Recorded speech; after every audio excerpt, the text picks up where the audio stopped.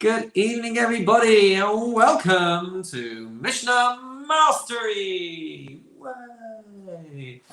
We've got a star-studded crowd on Zoom tonight, and to all those watching on YouTube as well, it is wonderful to have you on board. We are in brand new territory. It's our first shir of the year, 5781. Happy New Year, y'all.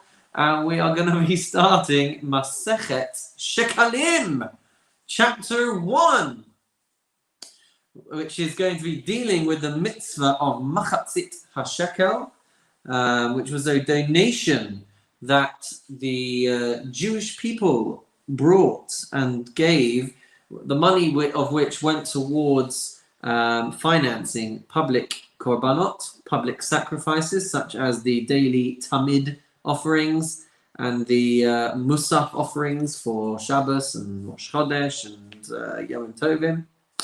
So that's broadly speaking what we're going to be tackling in Masechet Shekalim. Now, the obligation to give the Machatzit HaShekel fell to all males 20 years and over.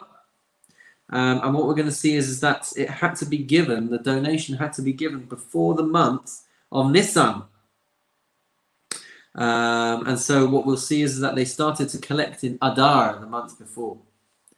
In the Mishnah, the shekel that we talk about is equal to a half a selah, which I'm sure we'll mention more as we go along. And that is equal to the biblical shekalim. So, and that is why even nowadays when we talk about the half shekel that we bring around Purim time, and it's always correlating and corresponding to the half of whatever given currency we might be talking about. It's interesting how it all gets worked out, but that is what we are talking about. So let's get this up for you on the screen. Here we go. Chapter 1 should be in front of you over there. And chapter 1 should be in front of you over there. Can everyone see it? Fantastic. Okay, so here we go with chapter 1, Mishnah 1. So the Mishnah reads as follows: Be'echad ba'adar, on the first of Adar, mashmi'in al shekalim. They, the Beis Din, the people in charge, they would announce that the shekels would need to be collected. Not only that, but they'd also make an announcement al hakilayim. They'd make a warning and send out messengers to tell people that they need to make sure that they are not growing things in a forbidden way, growing crops and vegetables and fruits and things like that are too close together. That infringes and creates a problem of kilayim, of mixing different types of species. And so at this time of year, they would go out and announce about the shekel, and they would also go out and announce about the kilayim.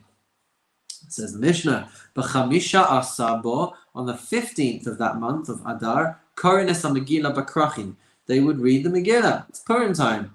They would meet Megillas Esther in the walled cities. And Umesaknin Es Hadrachim, and they would fix up the roads, V'es HaRachovos, and the streets, V'es Mikvaos HaMayim. And they would make sure that all the mikvaos, the mikvahs, were fully stocked, fully filled. And I guess that's largely because as it turns from winter into spring, they've got to make sure that there's no bumps in the road and there hasn't been too much, soil erosion and that kind of thing to make these roads and streets dangerous places to be. So they would start doing it this time of year. And they would sort out everything else that the community and the public might need. The other reason why you'd sort out the streets is because people are getting ready to start their journeys up to Yerushalayim for Pesach. And so again, you need to make sure that the roads are nice and smooth and not going to injure people along their way. Continues the Mishnah, Mitzayin in Esakavaros, and they mark the graves and make sure that anything that that might have been eroded, washed away, whatever it might be during the winter. Make sure that that's all visible now, and that's so that Kohanim don't end up becoming impure. V'yotzin afal hakilayim. And not only that, but they would go out and tell people again about the kilayim. Make sure that nobody was farming and growing things in a forbidden way. That's Mishnah 1. Mishnah 2, Mishnah base. So this whole thing about the kilayim was a pretty serious problem. And originally, in order to enforce and police the way that people were growing things, the Beis Din would uproot the kilayim, uproot the things that were causing a problem, and they would throw it into the field. But farmers would actually find that was a benefit to them. They were doing half the work for them. So they'd basically be removing anything that was causing a problem for other things to grow. And then they'd have food that they could eat or give to their animals. So what we see is that they changed the penalty. So then the Beis Din start to throw the kilayim into the road, which meant that the food wasn't really accessible to them, but at least their field was nice and weeded and everything like that. So the final step apparently was to decree that the whole field, or the contents of the whole field, would be ownerless, would be hefker. And that way they encouraged people to be more careful. So says the Mishnah, in Mishnah base, Amar Rabbi Yehuda says, at first what they did was they uprooted the kilayim, and they would throw it down before the farmers. Mishirabu over Avera, as the transgressors increased in number, and they started to take advantage of the free pruning service, free weeding service. So then the penalty was that they would uproot it and they would throw it onto the road. But then they went and finally instituted that the produce should be hefker. The whole field should be declared ownerless, and in order to avoid that penalty, people would be careful and not plant things that they shouldn't be planting. So that's Mishnah base. We move on to Mishnah Gimel. B'chamisha asar bo, on the 15th of Adar. What would happen? Shulchanos hayu yoshvim b'Medina. So the money changers would set up tables in the provinces. And these were the people who would collect the machatzis hashekel. Continues the Mishnah, Be'esrim v'chamish, on the 25th, Yashvu b'mikdash. On the 25th, they would set up these tables for collection in the Beis HaMikdash. Mishiyashvu b'mikdash, and when they did that, when they started to set up the tables at the temple, hischilu mashkein. So they would start to collect collateral. They would get the people that hadn't been paying to make sure that they had paid. Esmiru mashkanin. Who would they start? It says they're exacting the pledge. Who would they start to insist should make sure that they give their donation? The Levim, the Israelim, the Levites, and the plebs. But the Kohanim, even though they were chayav to pay, they wouldn't force the Kohanim to pay. And that was, I guess, out of sensitivity to the fact that they didn't own their own farmland in the same way that others did, and so they wanted to maintain equilibrium and maintain peace. So they didn't exact the pledge from the Kohanim. But who else would they do it from? Gerim v'avadim. Should that say avadim? I think it probably should. It says avarim for some reason in my book. They would exact the donation from the converts, v'avadim meshuchrarim, and from freed slaves, aval lo nashim v'avadim ktanim. But they would not force the women, they would not force slaves, non-Jewish slaves, and they would not force children to give their half shekel payment. Kol katan shehiskel aviv lishkal al yado. But any child who has a father who is paying on his behalf, shuv eino posek. So they should not stop doing that. If they start that practice, they should continue year after year. And as we said, they don't force the Kohanim to pay their donation, in order to maintain the peace in the community out of sensitivity to the Kohanim. Moving on to Mishnah Dalet. Amar Rabbi Yehuda. Rabbi Yehuda said, Hayid ben Bukhri b'Yavne. Ben Bukhri testified in Yavne, Kol Kohen sheshokel eino chayte. That any priest who donated their half shekel is not sinning. Meaning, Rabbi Yehuda held that the Kohanim were not obligated to donate their half a shekel, but if they wanted to, then they have the option to. So there's a machlokes between Rabbi Yehuda and the position that we had seen in the previous Mishnah.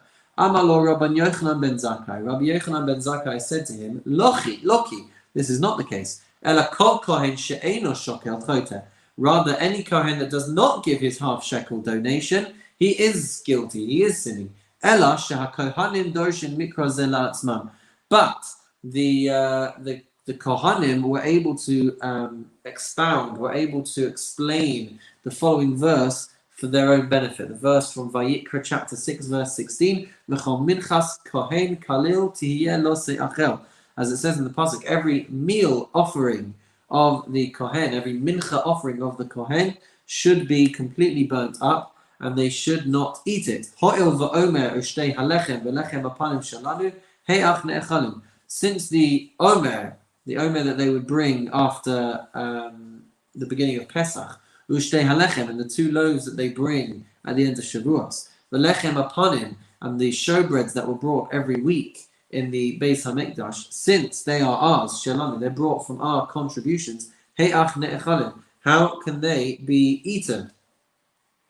So I think what we're saying over here is that since they already contribute, I believe what we're saying is that since they contribute already so much, therefore we would say that they don't have to bring. I think that's what we're driving at. Would that be accurate? Those of you with an explanation in front of them? What's the end teaching us there?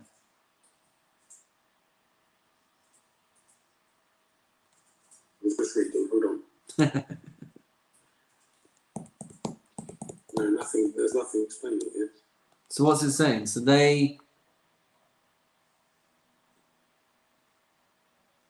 Rabbi Yochanan ben Zakkai says that a priest who does not pay the shekel is guilty of a sin, but the Kohanim had learned this pasuk as a way of excusing them from being forced to give the donation. Ben Bukhari teaches, though, that a Kohen may give a shekel because he does not give it as his own private donation. Rather, he transfers it fully to the communal fund, so that in fact becomes communal money.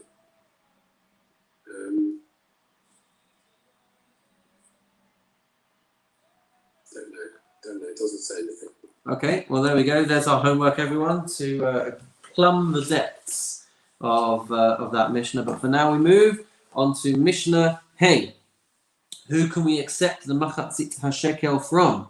It has to be someone who is halachically Jewish. So says the Mishnah, Afal Pisha Amru, even though we have said, Ein mamashkinin nashim vavadim uktanin, that we don't force the women and the slaves and the minors to pay, Im shaklu mekablim miyadan, if they were to, then we can accept the money from their hands. Hanachri vakusi sheshaklu, a non-Jew and a kusi is translated there as a Samaritan. See it translated in other places as a Kuthian. It's someone whose allegiance and whose affiliation to Jewish practice is a little bit under review and a little bit suspicious. So a Nachri and a Kuti Sheshaklu, if they give a donation, Ein Mekablin Miyadan, then you should not accept it from their hands. Ve'ein Mekablin Miyadan Kinei Zavin V'Kinei Zavos V'Kinei Yodas.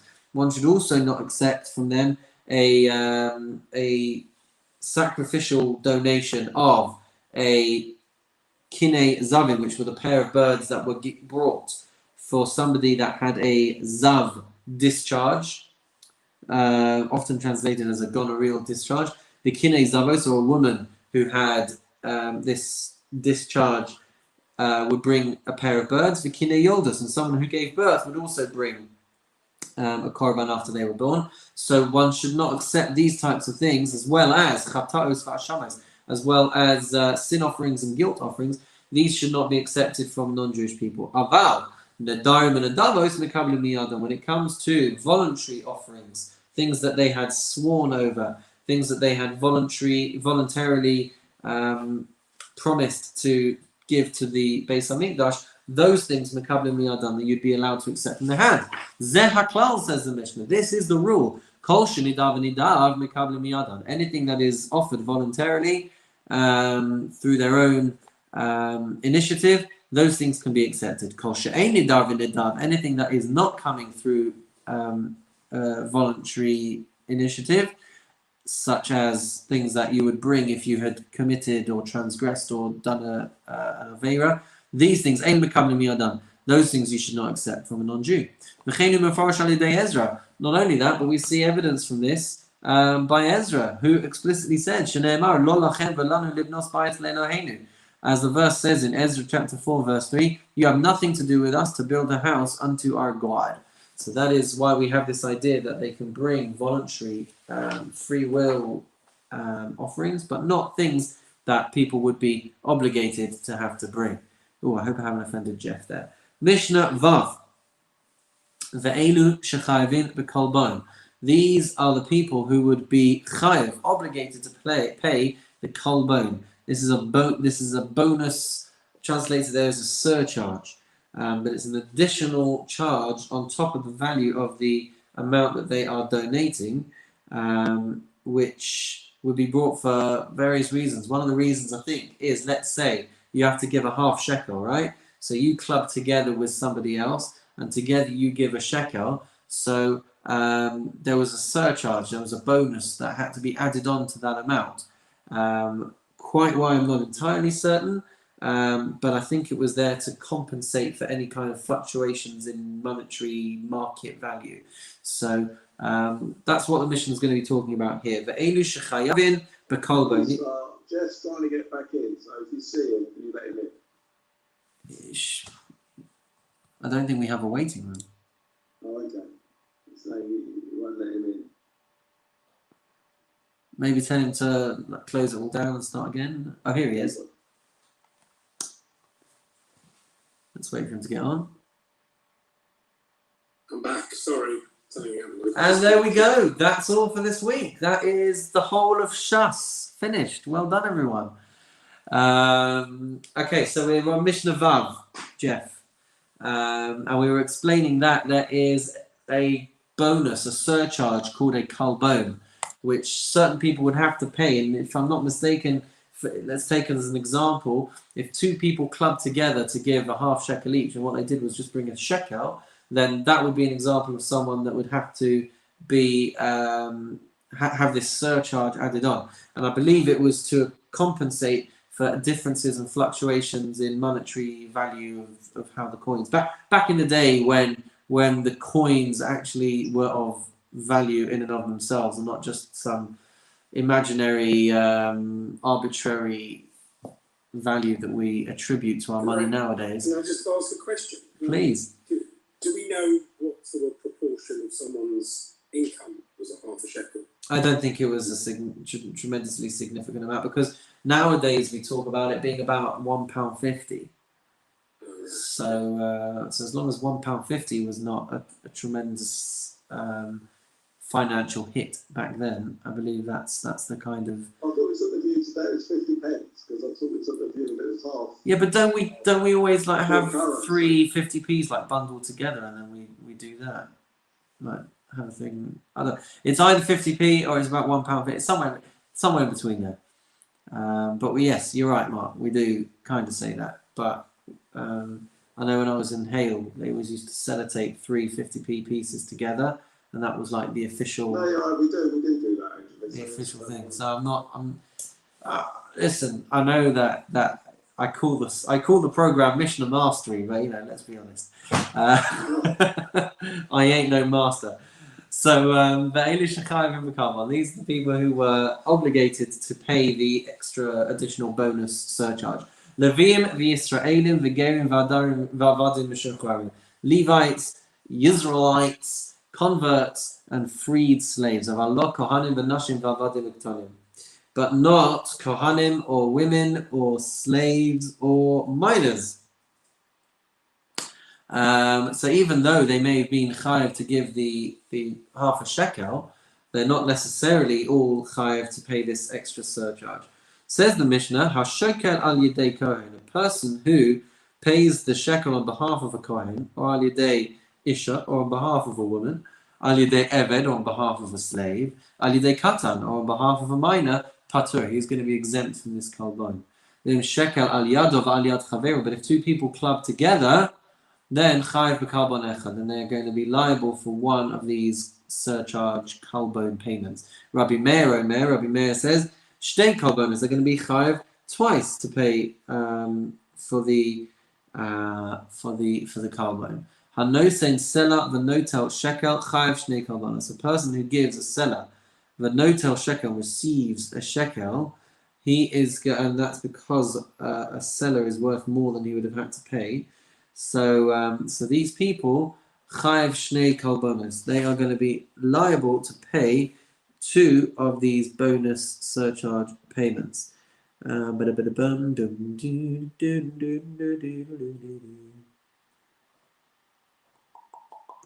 believe it's because the change that they're taking is essentially from the temple coffers, and so there's this surcharge added on to compensate. And the other reason is that they haven't given the machatzis shekel, they haven't given a half shekel that was fixed by the Torah, and that is why as well they're having to give this compensatory addition. Does that sound about right to you guys? To you Mishnah masters? Right, on to the final Mishnah of the first perek, Mishnah Zion. It says here, if a person is paying for someone else, but they're doing it as a gift, not as a loan, then according to the Chachamim, you are not going to need to pay the kalban, but according to Rabbi Meir, you're still going to both be chayav to do it. Hashokel al yedei ani, a person who is paying on behalf of a poor person, v'al yedei shchino, or on behalf of his neighbor, v'al yedei beniro, or on behalf of someone in his town, patur, they are going to be patur, I guess, because they are giving it as a gift on their behalf. V'im hilvam chayav, but if the expectation is that it's done as a loan and he's going to get something in return, then chayav, they're going to be obligated to pay this extra kalbon. Ha'achin v'hashutafin shechayavim b'kalbon. If you have brothers or partners who are obligated to pay the kalbon, patur min ma'aseh behema, then they are going to be exempt from having to pay ma'aseh behema. Meaning like this. The way that my notes are written, I have it explained as follows. If a father dies and he had a chiyuv of ma'aseh behema, of giving to the temple part of his livestock, then if that's coming out of the estate of the father, then there's no chiyuv, there's no additional obligation of a kalban. But if it's coming from their own money, then they would be chayav they would be obligated to give this kalban. So if you've got brothers and partners who are liable in a kalbon, they are going to be pater from ma'aseh behema, from having to bring these animals. But if they are chayav in having to bring the ma'aseh behema from their father's, from this inherited livestock, pater min kalbon, then they are going to be exempt from this extra payment. For kamahu kalbon, how much is this kalbon that we've been speaking of? Answers the Mishnah, ma'a kesef divrei Rabbi Meir. Rabbi Meir says it is a ma'a kesef, a silver ma'a, which is 1/24 of a seller, which is 1/12 of a machatzis shekel. So you're adding a 12th onto the value that you were having to give.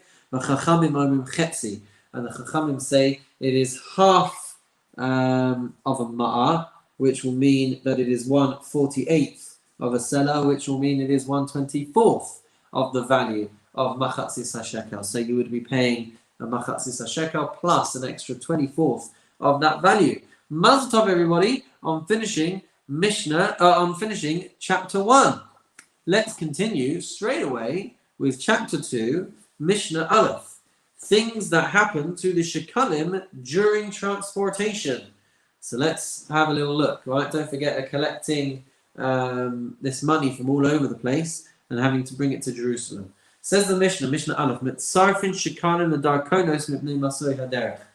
they would exchange the money that gets collected, and they would why can I not think of the word? They would change the money down, up, and exchange it for gold coins, which were obviously worth more independently. So instead of having to carry, imagine, trying to carry bags and bags of 50p pieces. So what you do is you change it up, you change it down to pound coins, so that you're having to carry less. Or perhaps the more contemporaneous example nowadays, or contemporary example, would be we change it to £5 notes and £10 notes and £50 notes and whatever, so that we're carrying less money. So that's what they did back then as well. They would change the money into gold coins, and that way they wouldn't have to carry so much of it back to Yerushalayim. Says Mishnah, Kashem Shahayu Shafaras B'Mikdash, in the same way that they had shofar-shaped tzedakah boxes, collection boxes in the Beis HaMikdash, Kach Hayu Shofaras B'Medina. They would also have these shofar-shaped boxes for collection in the provinces as well when they were collecting this money, which were narrow at the top, wide at the bottom, and that way you couldn't get your hand into the thing to take any of the money out after it had gone in. Continues the Mishnah. B'nei ha'ir sheshalchu es shikleihem. If people in the city had already sent in their donations, v'nignavu, and then they got stolen, or she'avdu, or it got lost. Im nisra mahatruma, if the first tithing had already passed, meaning it was already into the month of Nisan, then the assumption was that it had already become fully under the appropriation and ownership of the temple, in which case Nishbain Gizbarim, in which case the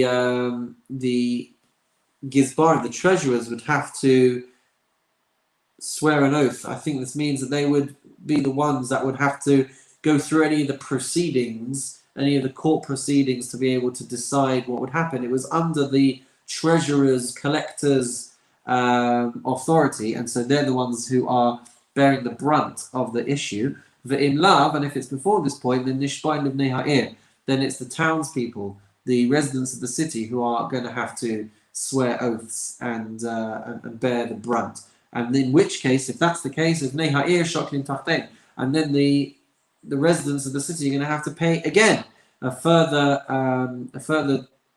donation in lieu of the amount that got lost or stolen. Nimtsu, if it gets found, or Shehech Hazir Maganavim, or the thieves return it, Elu va'elu Shekalim. Then both the first and the second collections are considered Shekalim belonging to the temple, but they don't then waive the need to donate again the following year. It's just now that the temple ends up with double the amount. Mishnah base. Hanosen shiklo lechavera lishkol al yado. A person who gives a donation to his friend to contribute on his behalf. Let's scroll down for you over here. So he gives it to his friend to pay on his behalf. Ushikalo al yadei atzmo. Or his friend paid it on his behalf. Im nisrama teruma ma'al. If the teruma had already been made, meaning that this point in time has passed, so now there's going to be an issue of ma'al, of ma'ila, of benefiting from sanctified contributions. That's a good translation from ma'ila. Things that belong to the Beis HaMikdash, it becomes a problem for those things to be used in the wrong way. Hashokel shiklo mima'os hekdesh. If he gave his contribution of money which was sanctified for the Beis HaMikdash, im nisrama teruma v'karba ha'behema ma'al. Then if the teruma, if the donation had already been finalized, and not only that, the karva ha'behema, and an animal had been bought with that money and sacrificed, then ma'al, then that person is going to be guilty of having misappropriated temple funds. Midvei ma'aseh sheni, if the same thing had happened with money which had been redeemed from Ma'aser Sheni, or Midmei Shavios, or money that had been redeemed in the year of Shavios over produce, then Yochal Kenegdan. Then the halacha is that he has to eat food equal to that value. Says the Mishnah in Mishnah Gimel, what happens if he sets aside small coins for machatzis a shekel with the intention to give it to the Beis Hamikdash, and now he realizes that he has too much. Hamachales ma'os v'omar. If he's gathering money and he says to himself, or he declares, Hare elu lishikli, this is going to be the money that I give as my shekel donation. Beis Shammai omrim mosar nadavar. Beis Shammai say that any additional amounts get used to funding voluntary offerings. Uveis Hillel omrim mosar chulin. Beis Hillel say nothing doing. The surplus money, the leftover money, is still chulin. It's not carrying any holy associations to it.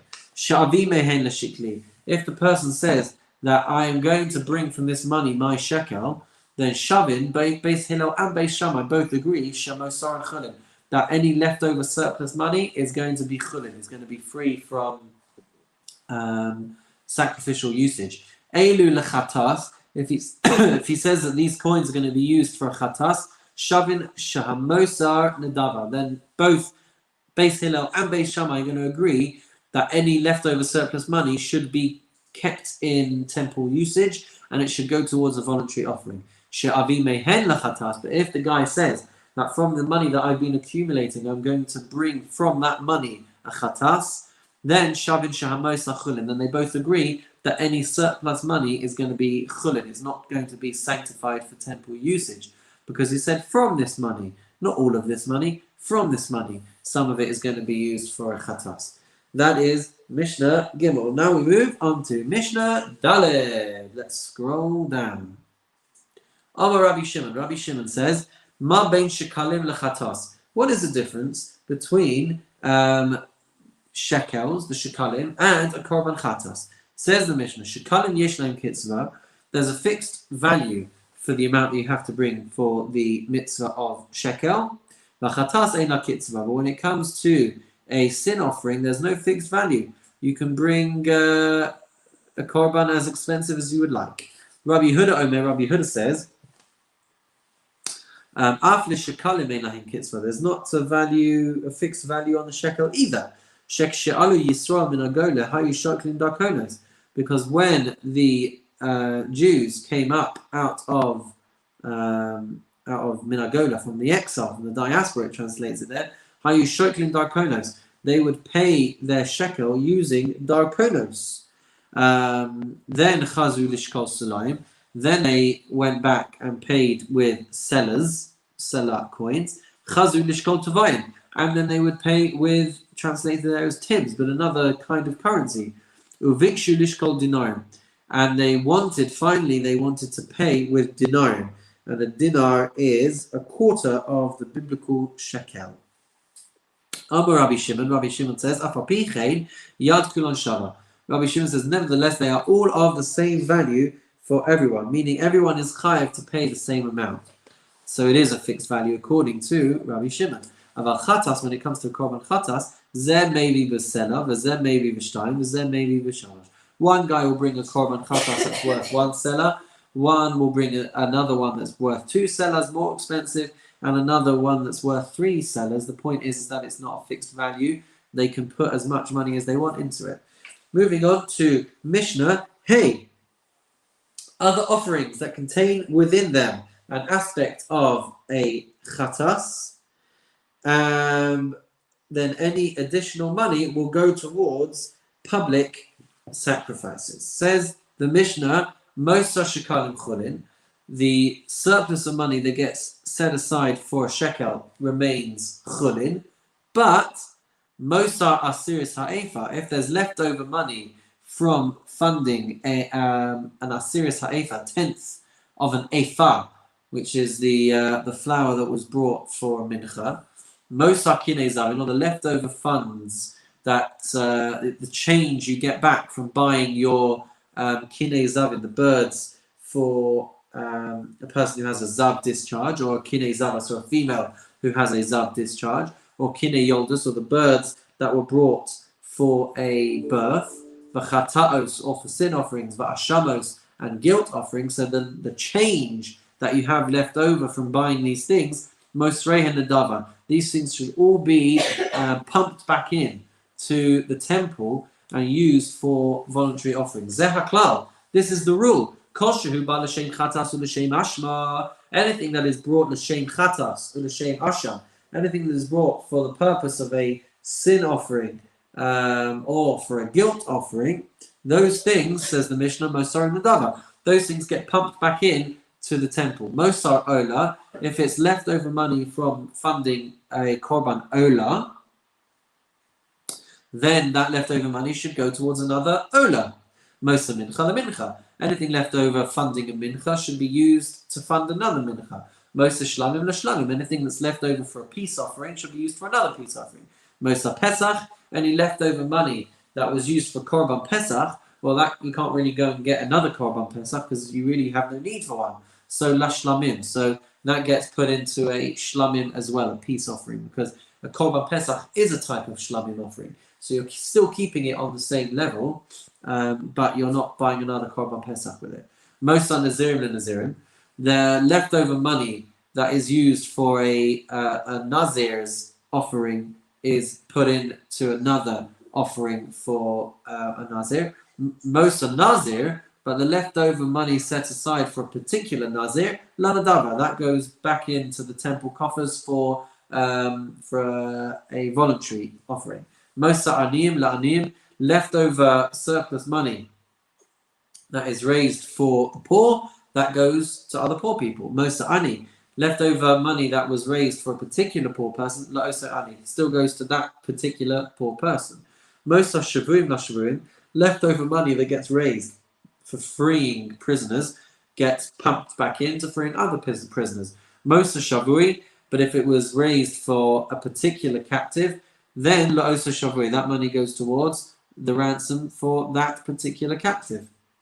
Says the Mishnah, Moseh HaMesim LaMesim, money that gets raised for the burial of dead people, LaMesim gets pumped back in for other burials. Moseh HaMes, any money that gets pumped in for a particular burial, then the leftover, the surplus of that money, says the Mishnah, Liyorshav, it actually goes to his heirs. Rabbi Meir says, Moseh HaMes, if there was money left over from the burial of one particular individual, then Yehein Munach ad Sheyavo Eliyahu, then that money actually gets left over, and Eliyahu HaNavi will have to come and decide and paskin and rule as to where that money should be allocated. Rabbi Nassan says, Moseh HaMes, the leftover money from a particular burial for one person, Bonin Lo Nefesh Al Kivron, that money is used to build the gravestone. Or to fund the placing of the gravestone over his burial place. Mazel tov, everybody, on completing chapter 2. Give me just 1 second, please. Don't go anywhere. Are you on the meeting? Is it good? Shall I sign off and come on now? Because we've done 2 prakim, or shall I do 3 prakim? Am I needed? Do 3 if everyone wants. Am I needed? You're good. Do you guys want to do chapter 3? Can I ask a question? Please. Does this Mishnah talk about who are the people that do the collection of money? Representatives of the temple. Priests. No, not the priests. They would dispatch money collectors on behalf of the temple. They'd have to. These people administer the whole process and account for the money they collect and the overs and how it's distributed. I imagine they do. I think we see more as we go along, because I think we'll talk probably about how many people would be overlooking a particular collection, if I remember correctly. I could be completely mistaken, but yeah, I think chapter 5 especially, I think we see a lot of this. So and finally, do yeah. they have a list of the people in all of these places that they're going to collect money from Or do they just set up a table and whoever comes along, comes along? I would imagine it's a compromise between the two. I imagine the way that society was back then, if people have known the residents of the town, I mean, maybe these people were coming from the towns and then taking that money up to Yerushalayim so they'd know who was in and who was out. There's also got to be people who the temple authorities know are honest and yes, can do it. that's right. I mean, they would not be individuals working alone. They would be working in teams, so that there was oversight of any potential wrongdoings. But yeah, bear with it, because I think we do discuss this more and see this in more depth, if I remember correctly. I haven't had a chance to peruse through the entire Masechta yet, so I think we do get there. So ask me again in another couple of weeks. Okay, now chapter 3. Do you want to plough through it, or should we leave it there for tonight and continue next week? I'm happy to keep going. Happy to keep going? Let's do it then. Okay, here we go with chapter 3, Perek Gimel, talking about when and how they would take the money to spend on korbanos, on the sacrifices. They had to balance between allowing people to give in the future and using what was already given. So there were different time periods that they would be accumulating different things. So let's take a little look. Says the Mishnah in Mishnah Aleph, Bishlosha Porakim Bashana, 3 different points in the year. Tormin es halishka. They would start to, I think, utilize the money that was in the pot, in the coffers of the Beis Hamikdash. Bifros HaPesach, half a month before Pesach, which is 15 days, which is the 29th of Adar, right at the end of Adar. That was one of the periods. Bifros Atzeres, half a month before Shavuos, and Bifros HaChag, and half a month before Sukkot, which is the last day of Elul. Vehein Garanos Lemase Behema. And these are also the points in the time for Maisa Behema, for dividing up and tithing, as it were, the animals.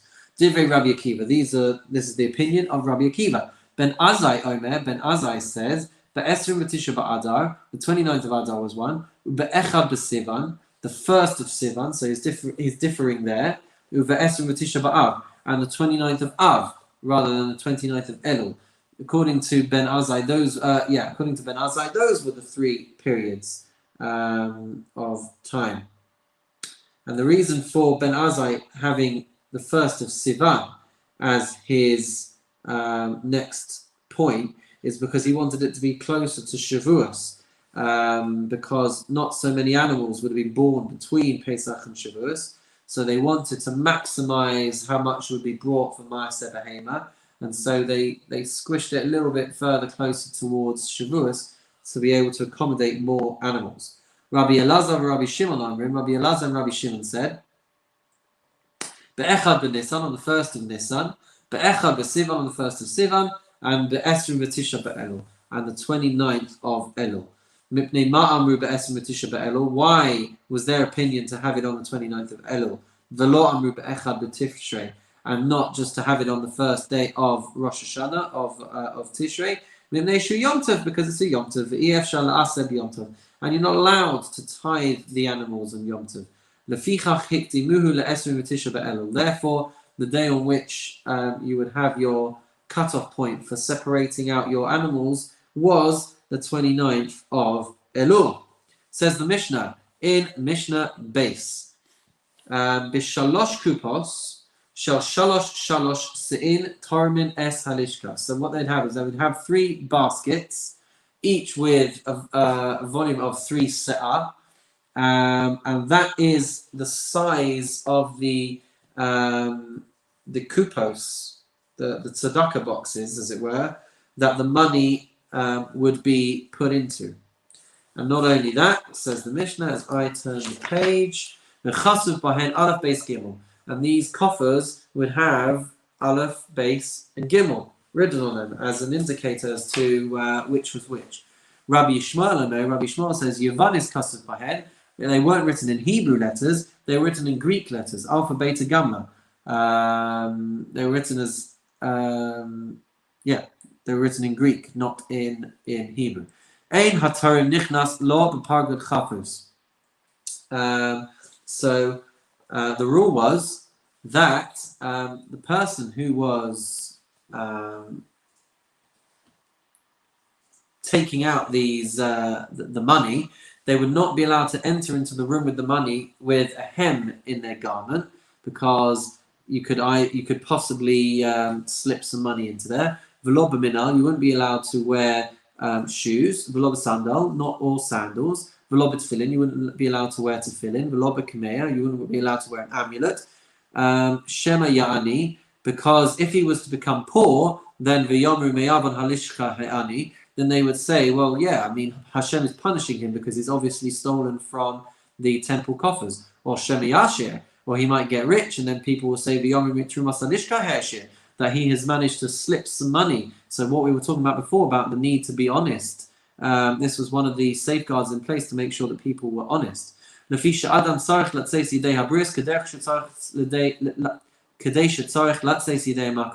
people have to keep themselves clean, and they need to act in a way that frees themselves from any culpability and any potential for blame, in the same way for other people, just as they do for Hashem. Shneimar, you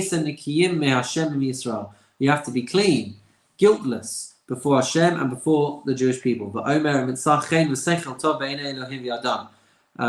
we say at the end of benching, and you will find favor and good understanding in the eyes of God and man. Mishnah Gimel. The members of Rabban Gamliel's household, when they would go into the chamber, they would go in with. Oh, sorry. Let me just backtrack a little bit. This is the process to be able to put in your machatzis shekel. I think the family members of Rabban Gamliel, when they went in to give their shekel, bein etzba osav, they would have it between their fingers. V'zorko lifnei haTorah, and they would throw it in front of the Torah, in front of the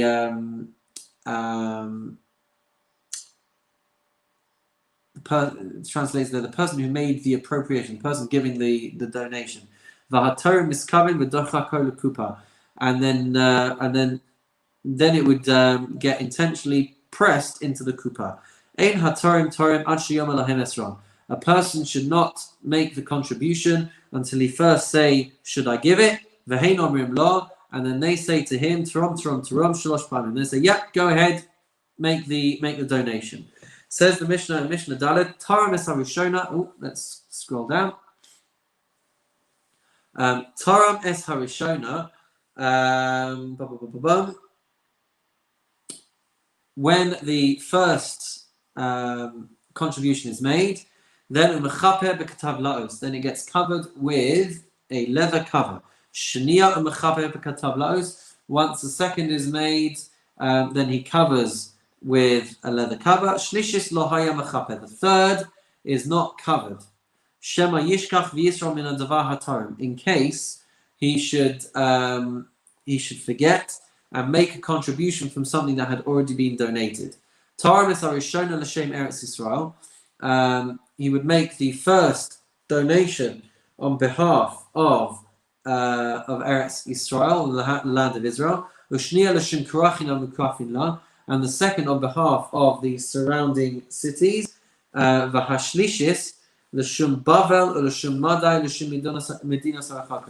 then the third would be made on behalf of Bavel, of Babylon, on behalf of Media, another area, and on behalf of other different countries. So the point is as follows. I just realised I was looking at my wrong notes, and that's why I didn't have anything to contribute. I was looking at the wrong chapter. So blah, blah, blah, blah.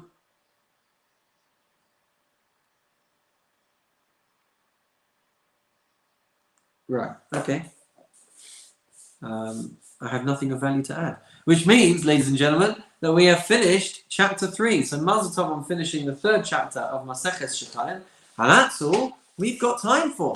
Join us for the after party on Zoom, ladies and gentlemen. But otherwise, we wish you all a wonderful and meaningful night, a wonderful and meaningful year ahead.